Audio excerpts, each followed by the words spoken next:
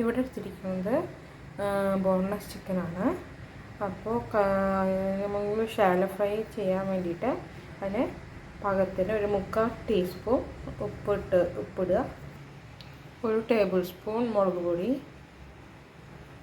2 table സ്പൂണിൻ്റെ അളവിൽ ginger garlic paste ഇട്ട് കൊടുക്കുന്നുണ്ട്. ഇത് നന്നായിട്ട് നമുക്ക് മിക്സ് ചെയ്ത് കൊടുക്കാം.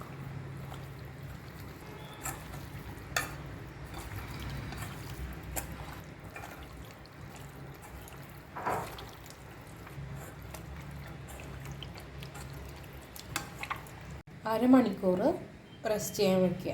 അതിനുശേഷം നമുക്ക് ഒരു ഷാലോ ഫ്രൈ പോലെ ചെയ്തെടുക്കാം. അരമണിക്കൂറോളം നമ്മൾ റെസ്റ്റ് ചെയ്ത് വെച്ചിട്ട് അതായത് ഷാലോ ഫ്രൈക്ക് വേണ്ടിയിട്ട് നമ്മൾ ബട്ടറിൽ പിന്നെ നമ്മൾ ഫ്രൈ ചെയ്തിട്ടുണ്ട്. ഇത് നമ്മൾ ഷാലോ ഫ്രൈ ചെയ്തിട്ടുണ്ട്. ഇനി ബട്ടർ മസാലയ്ക്ക് വഴറ്റിയെടുക്കാനായിട്ട് ഇത് ബട്ടറിലേക്ക് നമ്മൾ കുറച്ച് ബട്ടറും കൂടി ചേർത്ത് ഉള്ളിയും തക്കാളി വഴറ്റിയെടുക്കുന്നുണ്ട്. അപ്പോൾ നമ്മൾ ഉള്ളി ഒന്ന് ലൈറ്റ് ബ്രൗൺ ആയി വരുന്നവരെ നമുക്ക് വഴറ്റിയെടുക്കാം. ഉപ്പ് ചേർത്ത് കൊടുക്കാം.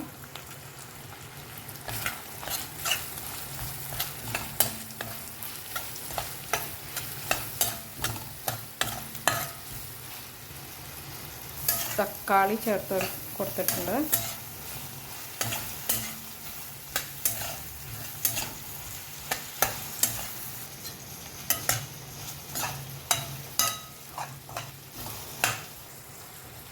ഇഞ്ചി വെളുത്തുള്ളി 1 ടേബിൾ സ്പൂൺ ചേർത്ത് കൊടുക്കുന്നുണ്ട്.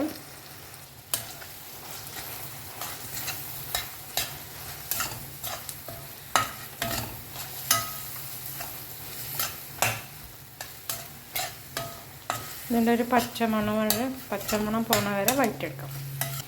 1 ടേബിൾ സ്പൂൺ മുളക് പൊടി, 1/2 ടേബിൾ സ്പൂൺ മഞ്ഞൾപ്പൊടി.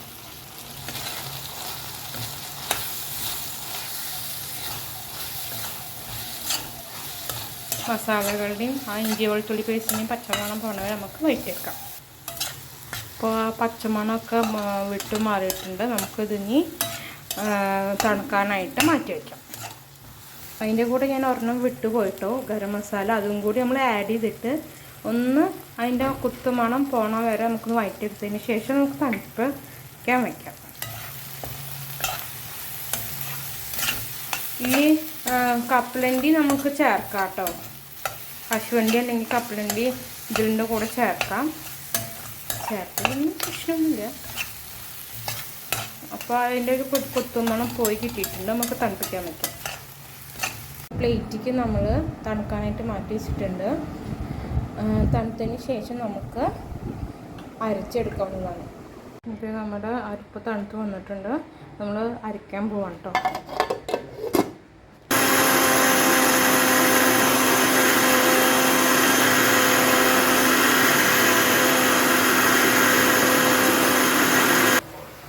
അരപ്പ് റെഡി ആയിട്ടുണ്ട്. അപ്പോൾ നമുക്ക് ചിക്കനിലോട്ട് ചേർത്ത് കൊടുക്കാം. ചേർത്ത് കൊടുത്തിട്ടുണ്ട്. നന്നായിട്ടൊന്ന് യോജിപ്പിക്കുക. നമ്മൾ ഓൾറെഡി ചിക്കൻ ഒന്നുകൂടി കുക്കാവാൻ വേണ്ടിയിട്ട് കുറച്ച് വെള്ളം ചേർത്ത് വേവിച്ചിട്ടുണ്ടായിരുന്നു. അപ്പോൾ ഇതൊന്ന് വറ്റി ഒന്ന് കുറുകി എടുക്കണ വരെ നമുക്കൊന്ന് വെയിറ്റ് ചെയ്യാം കേട്ടോ. നമ്മളിതിൽ അണ്ടിപ്പരിപ്പോ കപ്പലണ്ടിയോ ഫ്രഷ് ക്രീമൊന്നും ചേർക്കുന്നില്ല. നല്ല ഹെൽത്തി ആയിട്ടുള്ള ഒരു ബട്ടർ ചിക്കൻ നമ്മളവിടെ ഉണ്ടാക്കാൻ പോകണം.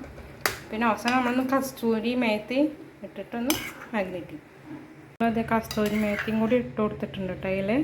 അത് ഞാൻ കാണിക്കാൻ വിട്ടുപോയി. ഇട്ടിട്ട് നന്നായിട്ട് യോജിപ്പിച്ചിട്ട് നമുക്ക് സെർവ് ചെയ്യാം.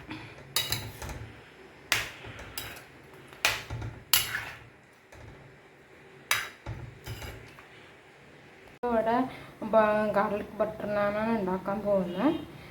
ഞാനിതിൽ സാധാരണ നമ്മൾ ഹോട്ടലിൽ നിന്നൊക്കെ ബട്ടർ നാൻ കിട്ടുമ്പോൾ മെയ്ത ഗാർലിക്കിൻ്റെ തരി കാണും. പക്ഷെ ഞാനിതിൽ ഒരു വെറൈറ്റി ആയിട്ട് ഒരു 10-12 ഗാർലിക്കിൻ്റെ അല്ലെടുത്ത് തോലി കളഞ്ഞ് ക്ലീൻ ചെയ്ത് മിക്സിയിൽ അരച്ചിട്ട് മൈദ മാവിൽ ചേർത്തിട്ടാണ് ഇവിടെ ഗാർലിക് ബട്ടർ നാൻ ഉണ്ടാക്കിയിരിക്കുന്നത് കേട്ടോ. അപ്പോൾ നമ്മൾ ചുടാൻ പോവാണ്, ബട്ടറിനെ ചുടാൻ പോവാണ്. എന്നിട്ട് നമ്മൾ കുറച്ച് ബട്ടർ ഇതേപോലെ പറ്റി കൊടുക്കുന്നുണ്ട്. ഗാർലിക് കേട്ടോ, ഗാർലിക്ക് ഇപ്പോൾ ഒരു വശം പറ്റി കൊടുക്കുന്നുണ്ട് കേട്ടോ.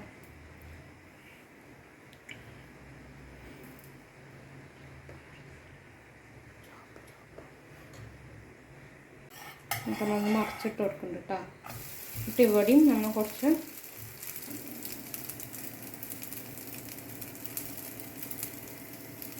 ഒരു ഗാർലിക്ക് അരച്ചതിൻ്റെ ഒരു ഫ്ലേവറൊക്കെ വരുന്നുണ്ട് കേട്ടോ ചുടുമ്പോൾ.